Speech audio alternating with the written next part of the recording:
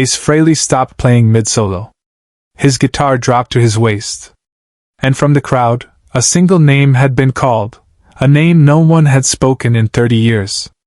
Detroit. Joe Louis Arena. March 1987. A Tuesday night. 15,000 people packed into the seats. The stage lights cutting through cigarette smoke and arena darkness.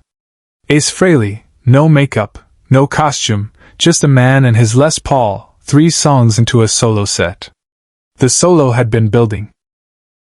Clean, methodical, the kind of playing that didn't need theatrics because the notes did the talking.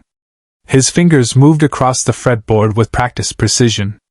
The crowd was with him, swaying, lighter flames dotting the darkness like distant stars. And then someone shouted a name. Not Ace. Not Frehley. A different name. A name from another lifetime. Ace's hand stopped. The music died mid-phrase, hanging incomplete in the air like a question without an answer. His guitar fell to his waist, still connected, still live, but silent. He stood completely still. The band behind him, session musicians who'd played 100 shows with him, looked at each other, confused. The bassist took his hands off his strings. The drummer held his sticks frozen above the snare.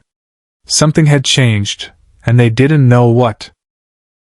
15,000 people went quiet, watching a man standing alone in a spotlight, staring out into the darkness of the crowd, searching for whoever had called that name.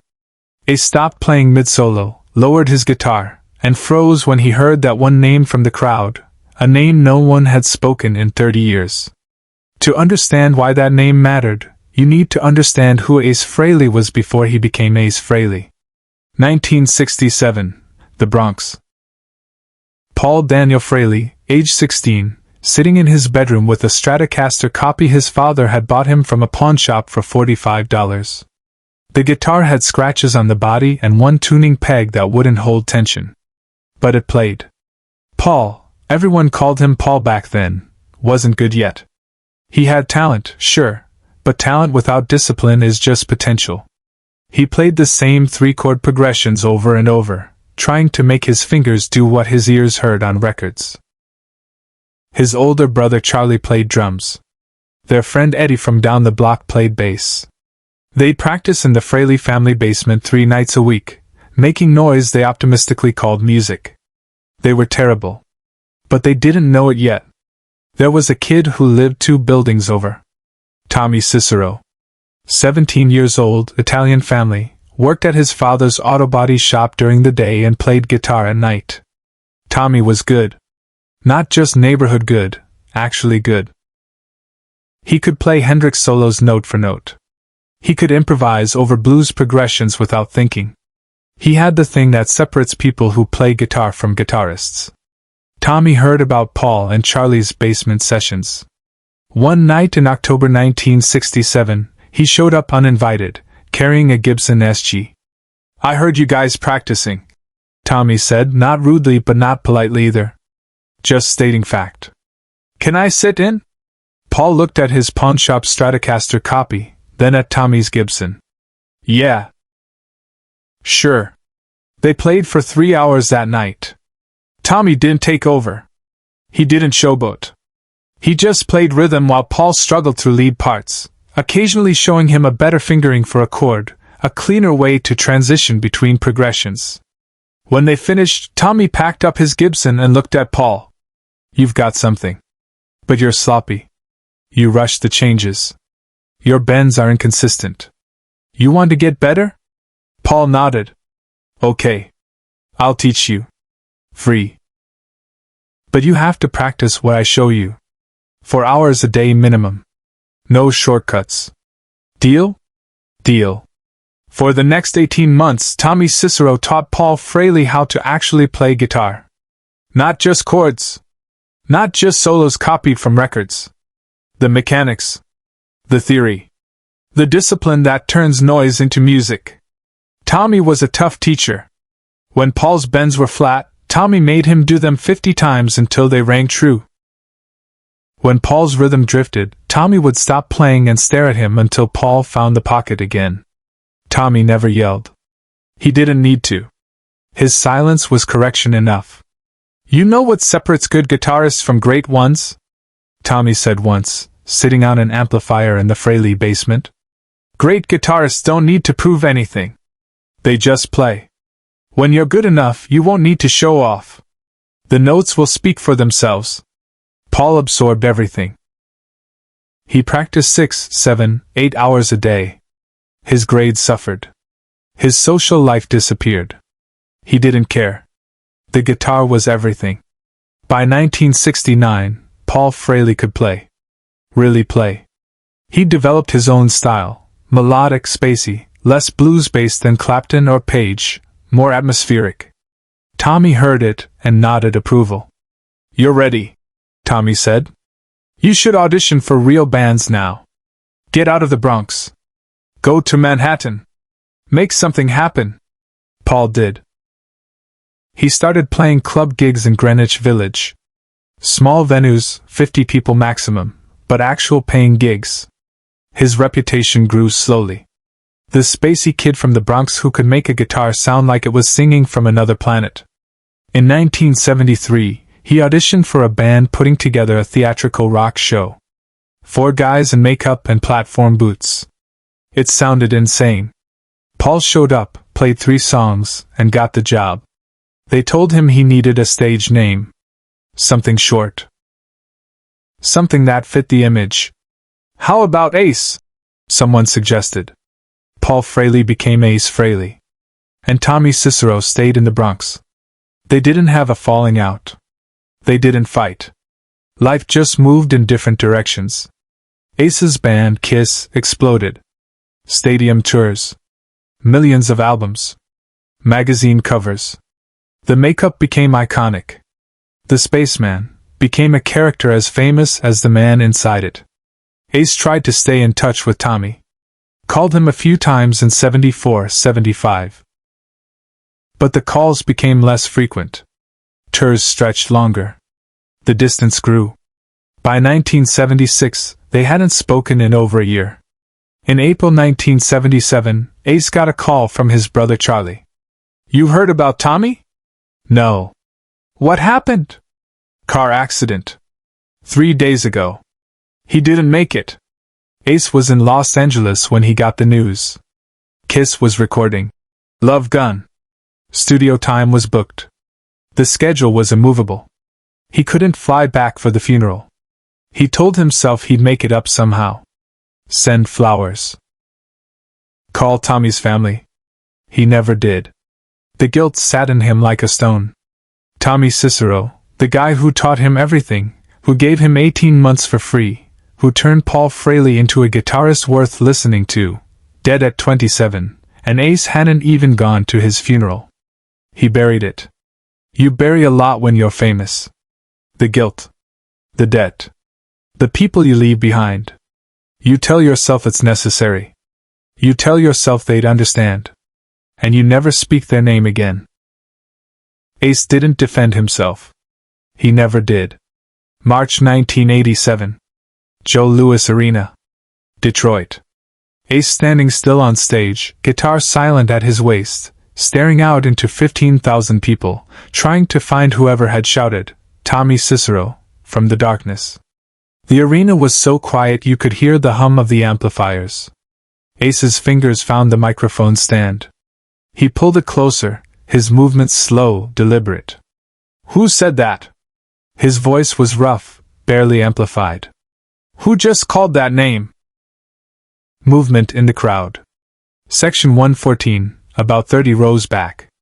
Someone was standing. A man, maybe 60 years old, arm raised. I did.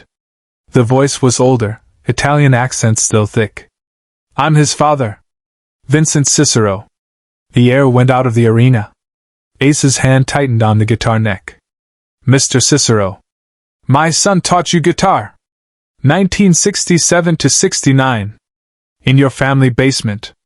You remember? I remember. He told me you were gonna be something.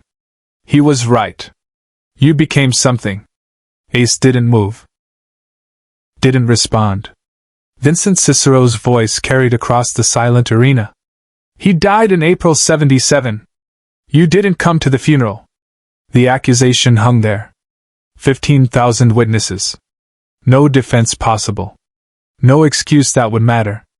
Subscribe and leave a comment, because some moments only make sense when we remember them together. Ace stood in that spotlight for what felt like an hour but was probably 30 seconds. The band behind him frozen. The crowd barely breathing. Vincent Cicero standing in section 114, arms still raised, waiting. Finally Ace spoke. Not loud. Not performative. Just honest. You're right. I didn't come. I was in LA. We were recording. I told myself the schedule wouldn't let me. But that's not true. The truth is I was scared. Scared to face what I owed him.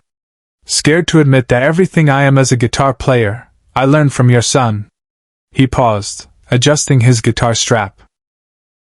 Tommy made me practice bends 50 times until they rang true. He made me find the rhythm pocket. He taught me that great guitarists don't need to prove anything. They just play. Everything I know, he gave me. And when he died, I ran from it. The arena was a church. Sacred silence. I can't fix that I wasn't there. Ace continued. I can't take back 10 years of not saying his name. But I can do this. He adjusted his guitar. Positioned his fingers on the fretboard. This next song is for Tommy Cicero. The guy who taught me how to play. The guy I should have honored 30 years ago. Away from the spotlight, Ace made a choice no one expected. Ace didn't launch into a flashy solo. He didn't play something fast or technical to impress the crowd. He played the first thing Tommy had ever taught him. A simple blues progression in E. 3 chords. Nothing fancy. The kind of exercise a teacher gives a 16-year-old kid with a pawnshop guitar in a Bronx basement. But Ace played it clean. Every bend perfect. Every note ringing true. The rhythm locked exactly in the pocket. The way Tommy had demanded it be played. No effects. No distortion. Just a Les Paul through a clean amp, playing the most basic progression in rock music with absolute precision. The band didn't join in. This wasn't a song. This was a prayer. Ace played it for 3 minutes. The crowd didn't cheer. They listened. Some of them cried. Vincent Cicero stood in section 114 with tears streaming down his face, hearing his dead son's teaching coming through a guitar 30 years later. When Ace finished, he let the final note ring out until it faded to nothing. Then he looked towards section 114. Thank you, Tommy, he said quietly. I'm sorry I forgot to say that. What followed silenced everyone in the room. The crowd didn't erupt. There was no stadium-shaking applause. Just a slow, building wave of clapping that grew from respect rather than excitement. Vincent Cicero stood in section 114, both hands over his heart. Ace unplugged his Les Paul.